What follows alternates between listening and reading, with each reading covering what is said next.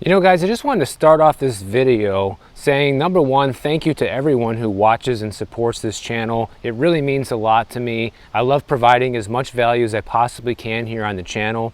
And I also want to thank everybody who contributes to the channel, because today I have a lot of content that's coming directly from you guys, things that you send me, first-hand accounts of things that are happening to you, to people that you know, stories that you guys send me. And if you ever want to send me stuff, just feel free to email it to me. You can find that in the About section of my channel. Now, one thing we've been talking about like crazy here on the channel is how much the delinquencies on debt is rising, as well as the amount of debt that people are carrying and applying for is rising. And with both of those things rising simultaneously, we know things are heading in a pretty bad direction. We know it right now from the unemployment data. We know it from what's happening with the stock market.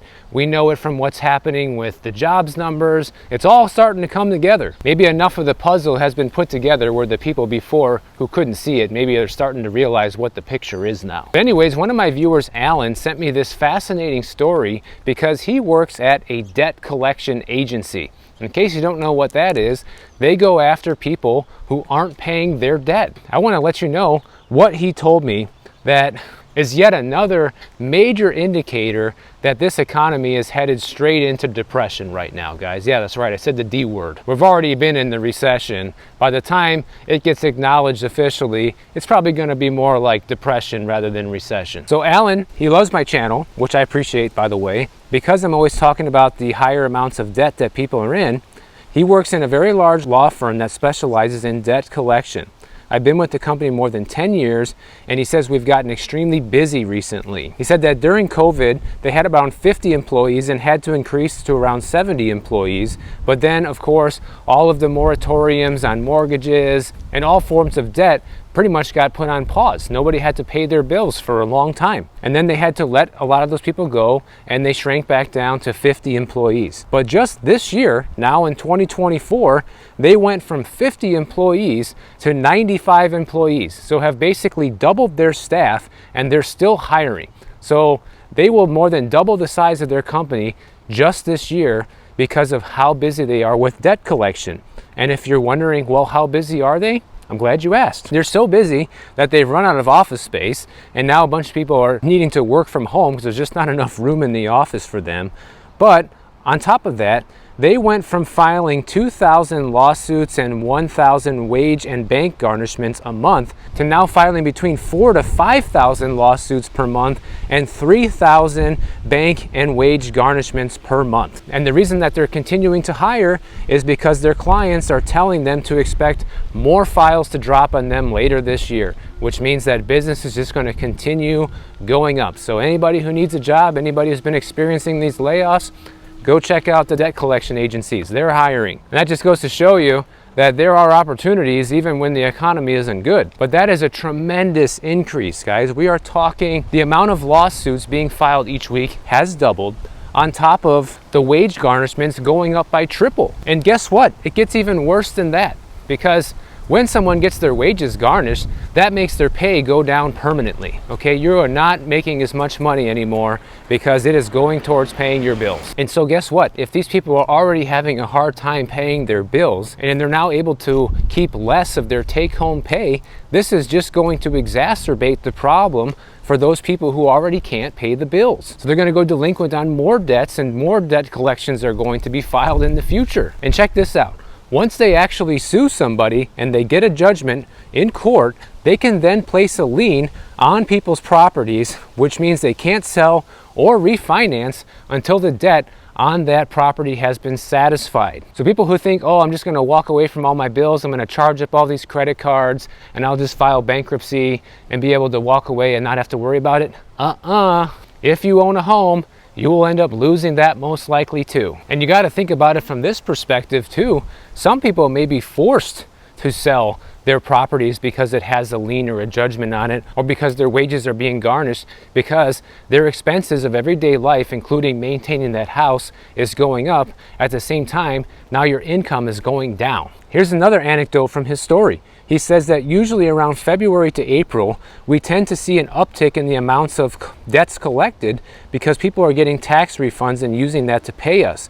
But the uptick that we saw this year wasn't as much as we normally get, which I suspect is because people just don't have the money. They're barely scraping by, so when they get the tax refund, instead of using it to pay a credit card bill, they are using it for housing, food, etc. That couldn't be more accurate, Alan. Like, I couldn't have said that better myself. It's really sad that that's what it's come down to, but that's where we're at right now. And to make matters even worse, it's not just that people are choosing to use those tax refund receipts for essentials for life, but it's also the fact that a lot of these people are not getting as high of tax refunds as they did before. Here we have a brand new listing for sale at $2.8 million, and they literally just listed it yesterday, so it's too new to talk smack about it. But they bought this place back in 2016 for $1.9 million, now trying to suck another $1 million out of it. I don't know if they'll get it or not, but hey, if you want to have an $18,500 a month mortgage payment and a $40,000 a year property tax bill, then this might be the right house for you.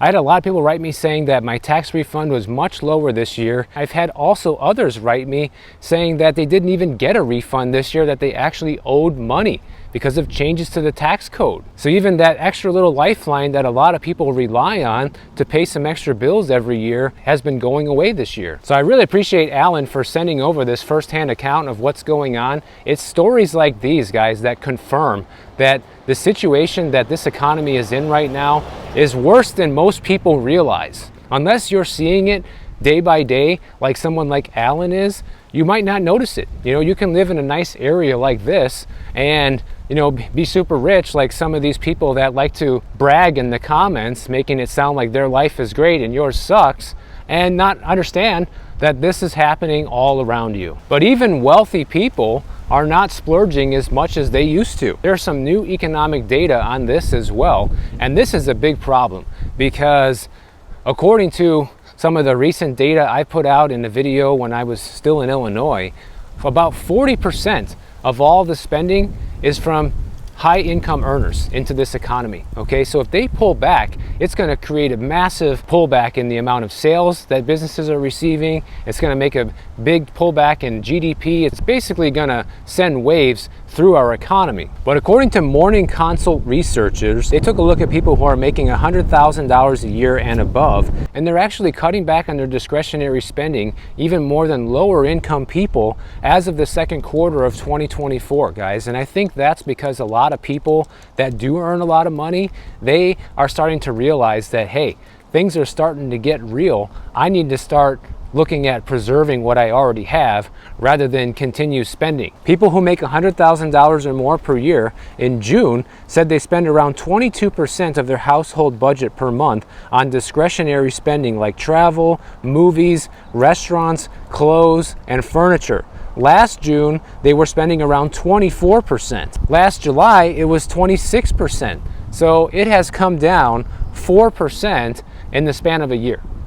That's not very good. And to put into perspective, people who make between $50,000 and $100,000 a year, their year-over-year discretionary spending has only gone down 0.6%. And you can sit there and say, well, why is this happening? It's happening because, you know, most likely the people who are in the lower income bracket already didn't have a lot of discretionary income to spend to begin with, right? So you're not going to see a massive decrease because they already didn't have the money. But for people who do have the money are now starting to realize, hey, maybe I should start hanging on to more of this money and spend a little bit less of it on stuff I don't need right now. And this is very interesting data because this firm Morning Consult, who is doing this study, this is the very first ever look at year-over-year spending in the US economy from people who actually live in it. So I hope they keep coming out with more reports like this in the future so we can kind of track this and see how things go. You know, this is also going to be a very good indicator. If, you know, consumer spending is continuing to go up, especially on the discretionary side, then that might signal that things are starting to recover. But obviously it's going in the opposite direction right now. And just to be clear, I don't really interpret this as people who are earning a lot of money are hurting. I interpret it more as they're starting to hunker down for what comes next. And this is a big problem, guys, because these high income earners are basically driving half of the economy right now. So if they start slowing down on their spending, it's going to have a ripple effect throughout the rest of the economy. You're going to likely see more businesses close doors, more businesses lay more people off, give you less hours, and it just ends up in this negative feedback loop. They even break it down to which industries are likely to get hurt the most from this, according to the survey of what people are and are not spending money on. They say the biggest pullbacks in spending are happening in areas like consumer technology, things like phones, televisions, tablets, along with apparel and home bedding, towels, and sheets. So if you work at a place that produces any of these things or sells those things,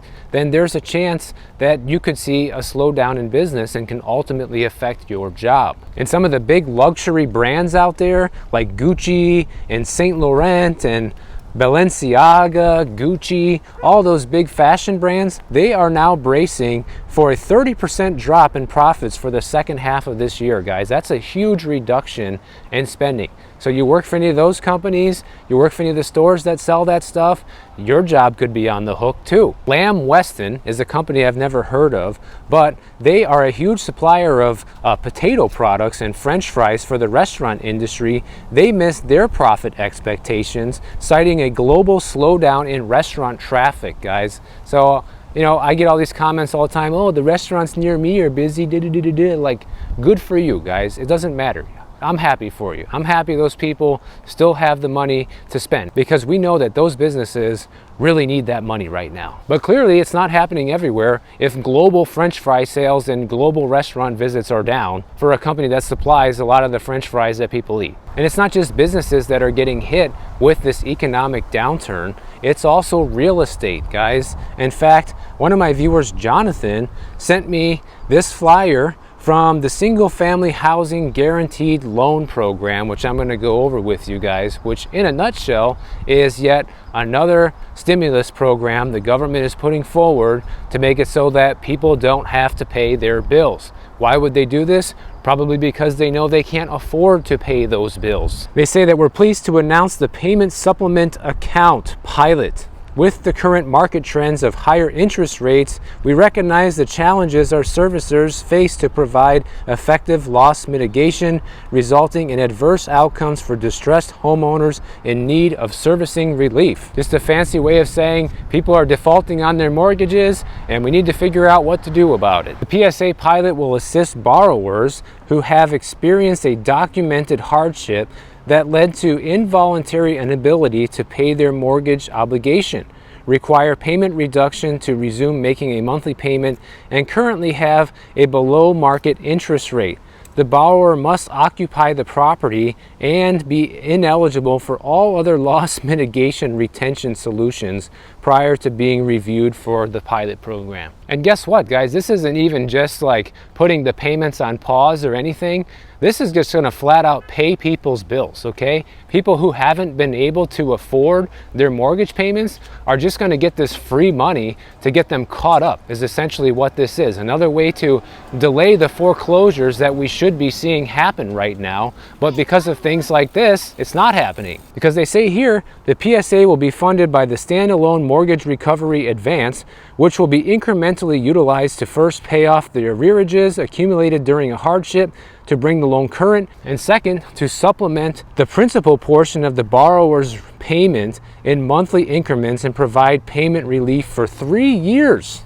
The PSA will remain the servicer's lien as a non-interest bearing recoverable servicing advance. So basically, this is just them paying off your bills, and now they have a lien on your house, and when you actually do go to sell this house, you're going to be paying them back this portion of the money rather than your mortgage servicer. I mean, here's the rest of the info, guys. By all means, if you're somebody who's suffering right now and can't pay for your mortgage, you're experiencing a hardship, you think you might qualify for it, knock yourself out and pay for it, because you're going to be getting free money. And if it helps you stay in your home, that is going to help you. But the reality is, we've never seen anything like this before in this country, where they have just done so many backflips to try and keep people in homes, to try and make sure people don't lose their cars, to try and make sure everybody is just staying afloat on a system that's unsustainable. They think that somehow giving free money is going to be the answer that's going to solve everyone's problems. But really all it does is delay their problems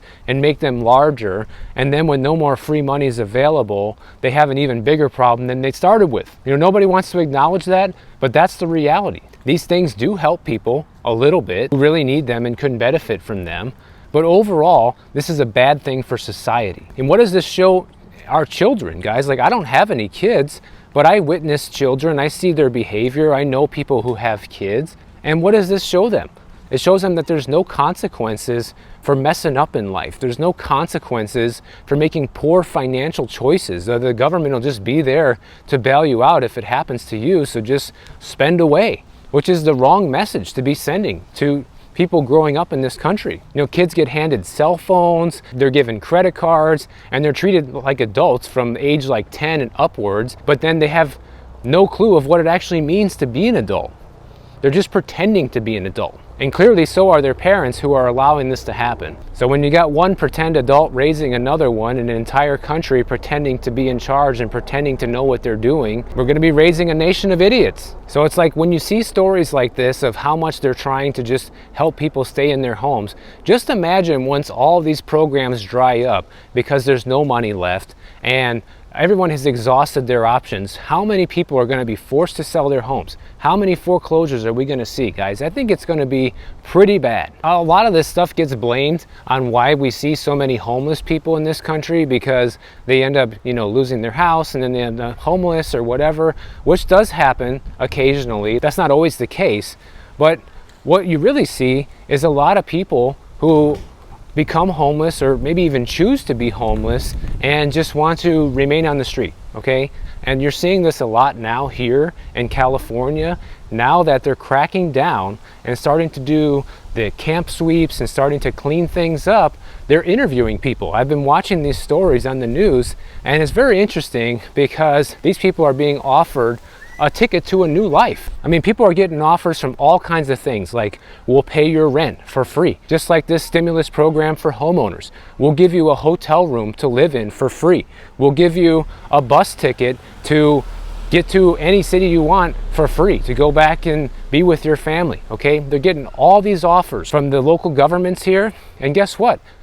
Probably like 80 to 90% of them are refusing these offers. They don't want a free place to live. They don't want to move into a hotel room. They'd rather stay living in filth, living in a tent on the street, unchecked. Why? Because there they can just continue their unhealthy drug addict lifestyle. That's the truth that no one wants to hear, guys. That's the one thing that's missing from a lot of these interviews too, when I see them ask people about if they would want to go to the hotel room or move them into a place where they'll pay their rent for free and all of this. The one thing they usually don't ask them is, are you a drug addict? And even if they did ask them that, they might deny it. They might just lie and say no. But the fact that they'd rather stay living on the street in filth or in some dilapidated camper that can't even move on its own is just ridiculous and shows you how mentally ill these people really are, okay? So it's like, yeah, I know that some people end up homeless because they really lose their home. They fall on hard times, they lose their job. But most people like that, if you were living a regular life before, you're probably going to want to reverse that. You're going to want to get out of it. You're not going to want to stay in this miserable situation on the street. I know if I was homeless and they came up to me and said, hey, would you rather live in this tent or a free hotel room? I'd be like, sign me up. Give me the hotel room. It's a no-brainer. But yet 90% of these people are refusing that. I hate to say it, guys, but I really don't feel bad for most of these people anymore, you know? Like when you hear them getting these generous offers to live places for free and basically get help starting a new life, you know, get help with their addictions, get help with finding a job, whatever they need, and they turn it down, then I don't feel bad, you know, when people are dying in the streets, you know, because they're choosing to do that. So why feel bad for someone who's choosing to live this horrible life? It's completely different if they weren't choosing it and they were doing nothing to help, but that's clearly not the case. But anyways, all of these things are just really signs of how bad everything is getting, and I just think it's just going to continue going from bad to worse. You know, it's not going to get better anytime soon. Everybody who's thinking that somehow this is going to turn around just within a few weeks or a few months and things will get better, guys, no, it's not how these recessions work, or depressions. Things are going to progressively get worse for a while, maybe the next few years, until we hit an inflection point where things start to turn around. And that's why I've been telling everybody on the channel, make sure your debts are paid off. Make sure you have money saved. Stop spending money on crap. Have gold and silver, you know? Those are all just simple guidelines that anybody can do. But I think it's a matter of time before things really start to fall apart. And I'm gonna be continuing to watch all of this stuff and share it with you guys. So if you enjoyed this video, make sure you're subscribed to the channel. Thank you so much for everybody who helps and contributes here. And if you don't wanna wait for my next video to come out, check out this one on the screen right over here, and I will see you in the next one.